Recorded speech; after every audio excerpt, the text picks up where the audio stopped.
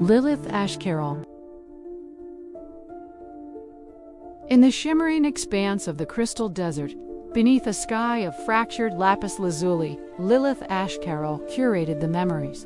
Her world was the archives, a vast, silent library housed within a single, impossible geode that pulsed with a soft, inner light. Here, the recollections of 1,000 generations were stored as crystallized fragments, humming with the echoes of lives lived.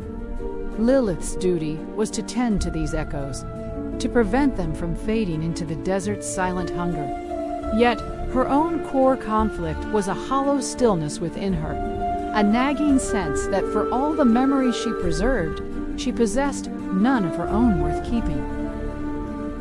The catalyst arrived not with a sound, but with a silence. A sector of the archive, the cradle of sunsets, fell mute. The vibrant crystals there, which normally sang with the fiery hues of long dead evenings, turned a dull, ashen gray. This was no natural decay. It was a theft, a deliberate excision of light and history. The archivist Primus, a man named Kalen with a face like etched sandstone, declared it a tragedy of entropy. But Lilith, running her fingers over the cold, dead crystal, felt a different truth, a violation. The desert's silence had finally learned how to steal. Commitment was a choice made in the quiet dark. Lilith ignored Kalen's placations and took a solitary vow. She would venture beyond the geode's protective shell into the living desert to track the thief and reclaim the stolen light. She consulted the oldest, most unstable fragments, memories so raw they felt like prophecies. They spoke of a sand singer, a creature of myth who could weave silence into a weapon. Equipping herself with a resonator to amplify the faintest of memory echoes, Lilith Ashcarol stepped from the ordered chaos of the archive into the disorienting purity of the desert. The midpoint shift was a revelation of mirrors. Following a faint trail of dissonance, Lilith discovered not a monster, but a man. His name was Elias, and he was no thief of memory, but its savior. He showed her a hidden cavern where he had relocated the stolen sunset crystals, protecting them from a creeping corrosion that was systematically devouring the archive from within. A corrosion the archivist Primus, Kalen, was knowingly using to consolidate his own power by erasing histories he deemed inconvenient. Lilith was not hunting a predator. She was being groomed to be its accomplice. The crisis was one of faith and foundation.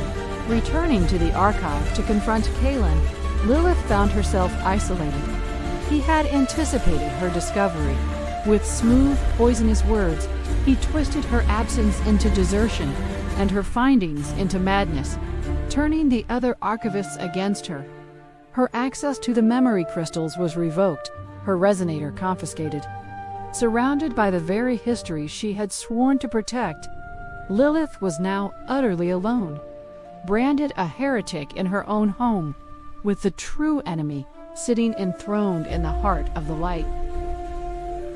The climax was not fought with force, but with resonance, using a sliver of crystal Elias had given her, a memory of pure, undeniable truth. Lilith bypassed the security systems and went not to Kalen, but to the core. She faced the archivist Primus before the entire congregation of archivists, and using the resonator he had taken from her, she amplified the truth shard. She poured the stolen sunset memories into the central crystal, and the archive itself erupted in a symphony of light and color, visually recounting Kalen's treachery for all to see. His lies were unmasked by the very history he sought to erase. In the resolution, a new equilibrium hummed. With Kalen exiled into the desert he had exploited, Lilith Ashcarol did not take his throne. Instead, she forged a new covenant. She opened the archives, establishing a pilgrimage with Elias and the Sand Singers to heal the corroded sections and reintegrate the saved memories.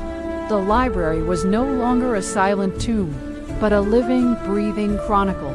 its history constantly verified and renewed. And Lilith, once a keeper of other people's pasts, found at last the first fragments of a vivid, courageous memory she could truly call her own.